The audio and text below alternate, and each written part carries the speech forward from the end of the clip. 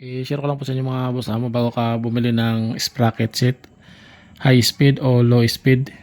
Ito pakita ko sa inyo ang sprocket na tinesting natin dito sa ating G6S S150. Kung anong mga sprocket ito, anong T, ilan ang ipin. Ayan. Ito, mamaw sprocket yan, set. Tapos ito naman, 4070. Ayan, 47. Tapos ito 48 at yung stock na 45. Ito naman ang kanyang engine 14. Ginamit din natin to 14, pero ang stock na ay 15. Ngayon ang nakakabit naman ay ito 46. Yan. Bali yan sa ano pa yan, sa online, sa ano yan, ibang bansa galing yan, Thailand. Dito naman mga boss amo, papakita ko naman sa inyo ang ratio ng sprocket na ikinabit natin sa ating G6S S150 at base na rin ito sa experience natin sa actual natin na pag-testing. Pagdating sa sprocket, kapag nagdagdag ka ng ngipin sa front, halimbawa ito ang kanyang front engine sprocket, dito naman ang kanyang rear sprocket. Kapag dinagdagan mo, halimbawa stock niya ay 15, ginawa mo itong 14, ang resulta niya ay magiging low speed.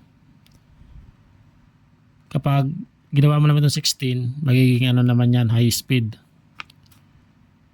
Ganon din dito sa rear. Kapag niliitan mo ito 45, ginawa mo itong 43, 44, ay magiging high speed naman yan. Kapag nilakihan mo, mas dagdag ka ng ngipin, ginawa mong 48, dahil nga sa 45 lang, ay magiging low speed naman yan. Lalakas sa arangkada, hihina naman sa dulo. Dito sasabihin ko sa inyo ang top speed ng ating motor ng ito ang nakakabit na sprocket. Ito nga pala ay ang stock ng ating G6S S150 1545. Ito ang kanyang ratio 3.00. Bali, kaya tayo nagpalit ng sprocket dahil sa matagal makuha ang top speed. Kumbaga kailangan mahabaan, malayo muna bago mo makuha ang kanyang top speed. Kaya ang ginawa natin, nagpalit tayo ng sprocket. Ito ang unang kinabit natin, 1548.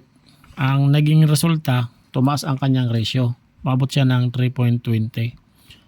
Lumakas siya sa arangkada, lumakas ang hatak, kaya lang maiksi lang ang kanyang, kumbaga yung bulusok niya mabagal, malakas na mabagal. Ayan, 1548, kasi nga tumaas na ang kanyang ratio, mabot na siya ng 3.20.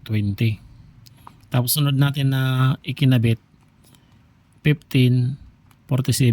Ito naman ang kanyang ratio 13.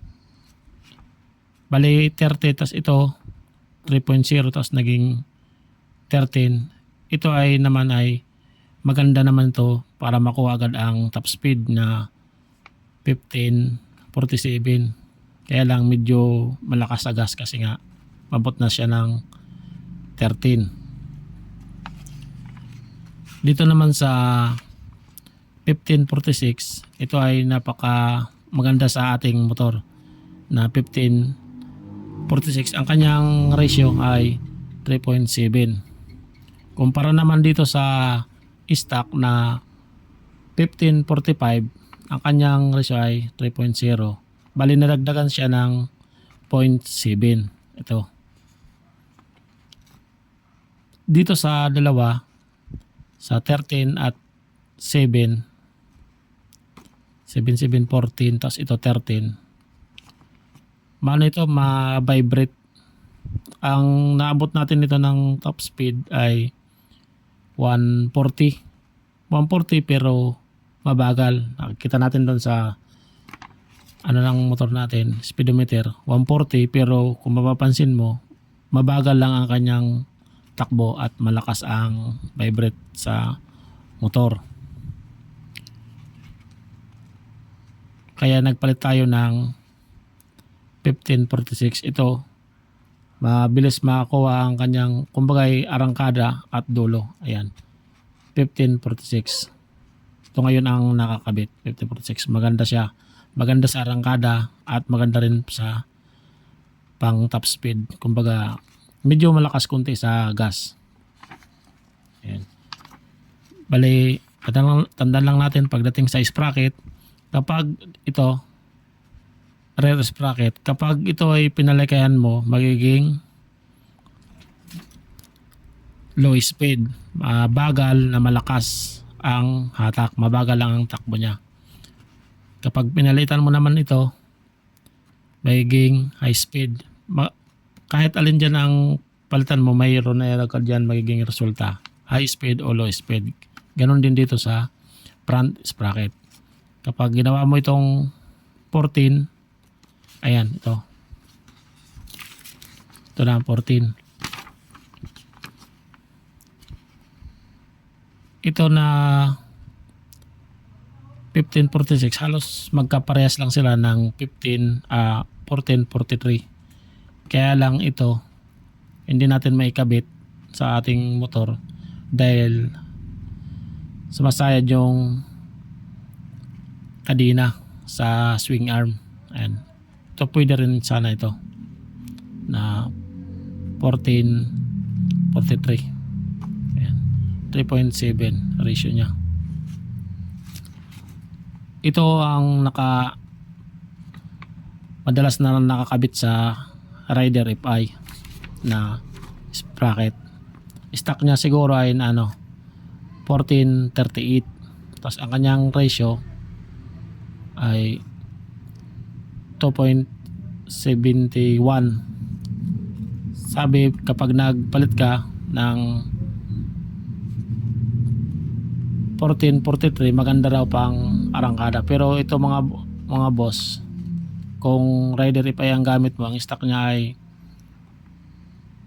1438 tapos magkakabit ka ng 1443, malakas yan sa arangkada, halos umaangat yan pag kakambyo mo. Kaya lang maiksi na ang takbo niyan, maiksi, malakas na maiksi, low speed yan. Kaya kung ito ang gamit na sprocket sa iyong motor, itong stock 1438, gagawin mo, mag-add ka lang ng isa, 1439, para maging ano ang kanyang ratio, 2.70, and medyo lalakas. Maganda rin siya pang arangkada at top speed pandulo. Pag ka naman 1440 and 2.86. Pero yung madalas na nakakabit na pang pang top speed, pang arangkada, yung 1443, ay yan, masyadong malakas sa arangkada pero maiksi na ang tatakuhin yan. Abutan ka rin ng ibang motor sa dulo kasi nga lang siya, pang arangkada lang, tataas, lalakas pero babagal, nagiging low speed. Ayan. Maganda kung ganito ang sprocket na nakalagay sa yung motor, 1438. Ayan, mag-add ka lang ng isang T ngipin sa rear. Kung gusto mo nang yung dumagdag yung lakas niya sa arangkada, dagdag ka lang ng isa. Wag yung tatalon agad sa 1443 kasi maninibago ka, lalakas ang vibration ng motor, lalakas sa gas, babagal, pero lalakas din sa arangkada. Halos naangat bawat cambio mo, change gear mo niyan. Halos umaangat. Kaya lang maiksi na. Dito naman sa ating G6S, itong na-try natin. Ito, 1548. Nilagay natin yan, sinubukan natin. Nako, sobrang vibrate niyan sa ating motor. Malakas na mabagal din. Kasi nga, tumaas na ang kanyang ratio. Mabot na siya ng 3.20. Ayan, malakas panarangkada. Maganda lang yan sa ahon. Halos ito, magkaparehas lang din. Malakas lang ito sa pang-ahon pero mabagal na ang niyan, takbo. Mataas lang ang nakalagay sa odometer pero mabagal. Itong sakto sa ating Ito yung original na nakakabit 1545 3.0. Pero mas maganda ito ngayon na 1546. Maganda siya pang arangkada, maganda rin pang dulo. Kumbaga makukuha mo agad yung dulo na hindi ma-vibrate, hindi naman gaano din kalakasan sa gas na kumpara dito sa dalawa, 1547 at 1548. Ayan, ulitin ko lang, pag nilakihan mo yung rear sprocket, nilakihan, magiging low speed. Kapag nag-increase ng ngipin. Dito naman sa engine sprocket, kapag niliitan mo naman ito, magiging naman yan, high speed. Medyo titipid sa gas, kaya lang kumbaga hihina ang kanyang torque, yung arangkada niya kapag nilakihan mo yan. Ayun lang mga boss amo ang ating video. Basta pag nag-increase ka, nag-add ka ng T sa, kung gusto mo ng high speed, ang gawin mo ay palit ka ng, mag-add ka ng T sa front. Tulad dito, kung ito stock ay 15, gawin mong 16 para high speed. Kasi kung ito ang papalitan mo na rear sprocket, medyo mahal at magtatanggal ka pa ng gulong. Dito mas madali sa engine sprocket. Kaya lang, ang magiging resulta niyan kapag ginawa mong 14, halimbawa 15, ito 1443, ayan na kanyang ratio. Yan lang po mga boss ama, maraming salamat sa panonood sa ating video.